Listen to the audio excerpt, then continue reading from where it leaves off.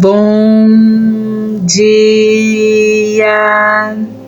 Estamos de volta com as nossas reflexões matinais. Venham as águas.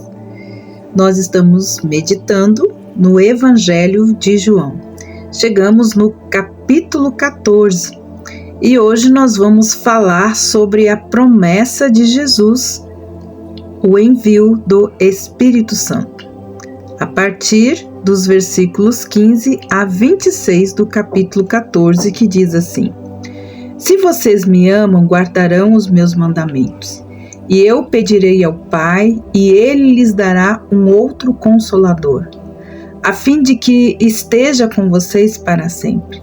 É o Espírito da verdade, que o mundo não pode receber, porque não o vê e nem o conhece. Vocês o conhecem porque ele habita com vocês e estará com vocês. Não deixarei que fiquem órfãos, voltarei para junto de vocês. Mais um pouco e o mundo não me verá mais. Vocês, no entanto, me verão, porque eu vivo, vocês também viverão.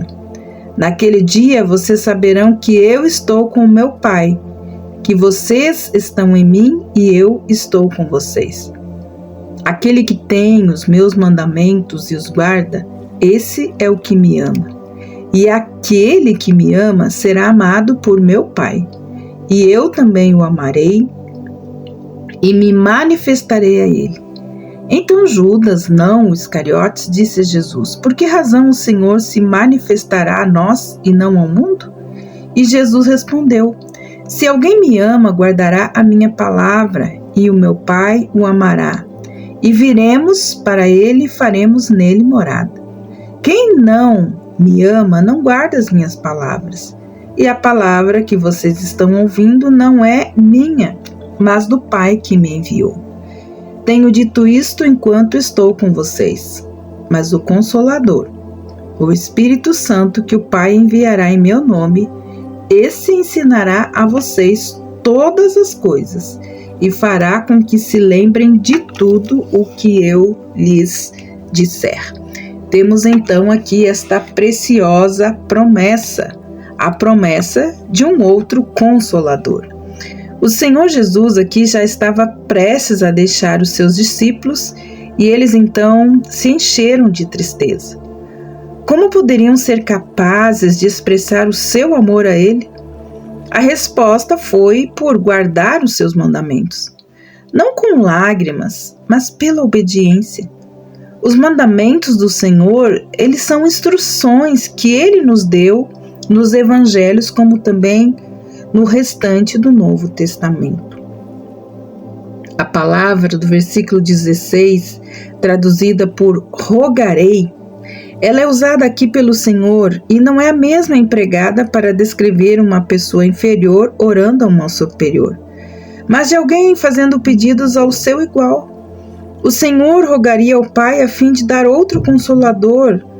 A palavra aqui, Consolador, é Paracletos, que quer dizer alguém convocado ao lado do outro para ajudar. E também é traduzido como advogado, como nos diz 1 João, capítulo 2, versículo 1. O Senhor Jesus é o nosso advogado, ou auxiliar, e o Espírito Santo é o outro Consolador. Não é um outro de um tipo diferente, mas um outro de natureza semelhante. O Espírito Santo estaria sempre com os cristãos. No Antigo Testamento, o Espírito Santo descia sobre os homens em vários tempos, mas muitas vezes os deixava. Agora, ele viria ficar para sempre. O Espírito Santo é chamado do Espírito da Verdade, porque o seu ensino é verdade e ele glorifica a Cristo, que também é a verdade. O mundo não pode receber o Espírito Santo porque não pode vê-lo. Incrédulos querem ver antes de crer. Apesar de crerem no vento, na eletricidade, mesmo que não possam vê-los. Os incrédulos, eles não conhecem nem entendem o Espírito Santo. Ele pode convencê-los do pecado, apesar de não saberem quem ele é. Os discípulos conheciam o Espírito Santo. conheceram e trabalharam, porque ele conheceram trabalhando na vida deles e o viram trabalhando por meio das obras do Senhor Jesus. E ele diz que ele habita convosco e estará em vós. Antes do Pentecostes, o Espírito Santo descia sobre eles e habitava com eles. Mas depois do Pentecostes, alguém crê no Senhor Jesus, o Espírito Santo habita na vida dessa pessoa e para sempre. Aquela oração de Davi, em Salmo 51:11, diz assim: não me retires o teu Santo Espírito. Não seria apropriada hoje, pois o Espírito Santo nunca é retirado de um cristão. Entretanto, pode ser entristecido, apagado ou até mesmo impedido. O Senhor não deixaria seus discípulos órfãos ou desolados. Ele voltaria, em certo sentido, ele voltou depois da ressurreição, mas é duvidoso se isto aqui é intencionado neste texto. Em outro sentido, ele voltou na pessoa do Espírito Santo no dia do Pentecostes. Esse retorno espiritual é o verdadeiro sentido aqui. Havia algo acerca do Pentecostes que o fez uma volta de Jesus. No terceiro sentido, ele voltará literalmente no fim desta época, quando Jesus levará seus escolhidos para o lar celestial, promessa do início do capítulo. Nenhum incrédulo viu o Senhor Jesus depois do seu sepultamento. Depois da ressurreição, ele foi visto somente pelos que o amavam. Mas mesmo depois da sua ascensão, seus discípulos continuaram a vê-lo pela fé. Sem dúvida, é isso que as palavras "vós, porém, me vereis" significam. Depois que o mundo não poderia mais vê-lo, seus discípulos continuariam a vê-lo. Porque eu vivo, vós também vivereis. Aqui ele antecipava a sua vida depois da ressurreição. Seria o penhor da vida por todos os que confiaram nele. Mesmo que morressem, seriam ressuscitados para nunca mais morrer. Naquele dia, provavelmente, se refere a outra vez a descida do Espírito Santo. Ele instruiria os cristãos, na verdade, de como havia uma ligação vital entre o Filho e o Pai. E assim haveria uma união maravilhosa de vida e interesses entre Cristo e também os seus santos.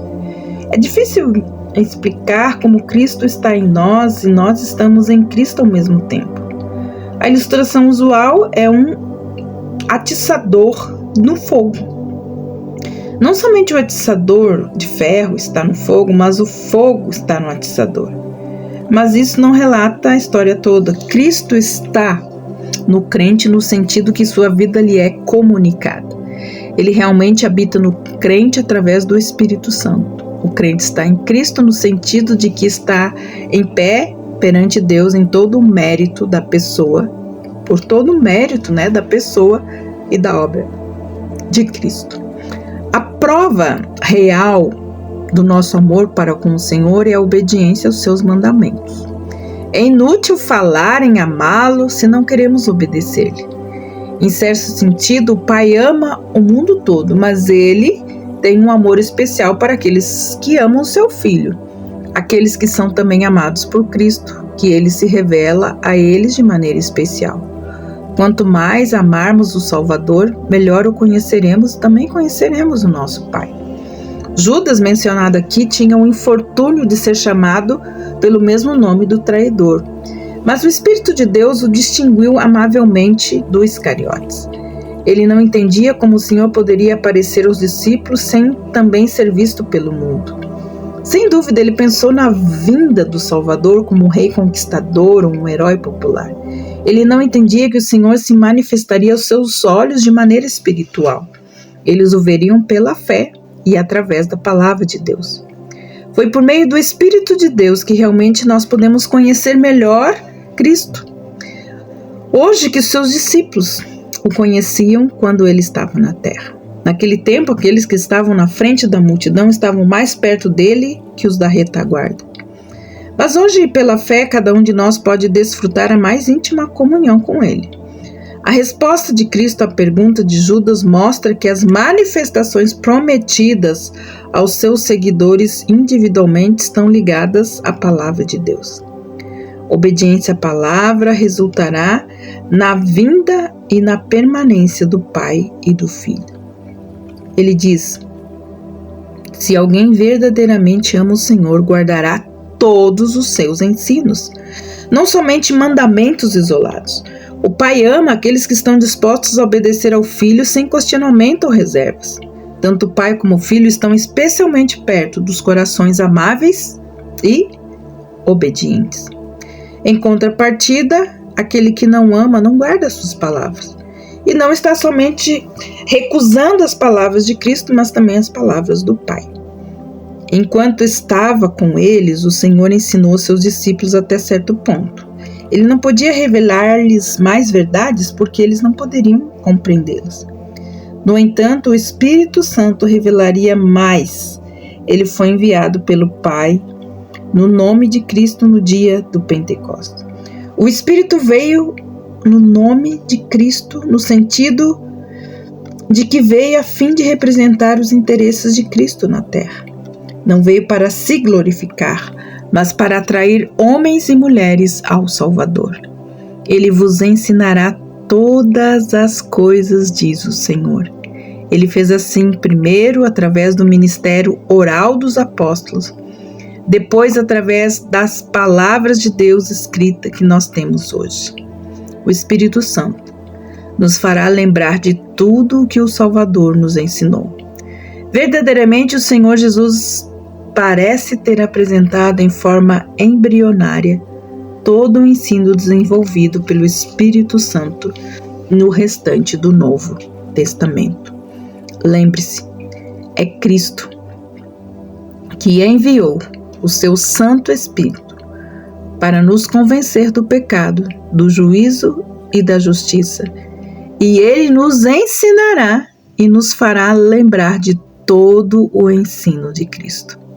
Que você encontre com este Consolador em todo tempo, em todo momento que você precisar.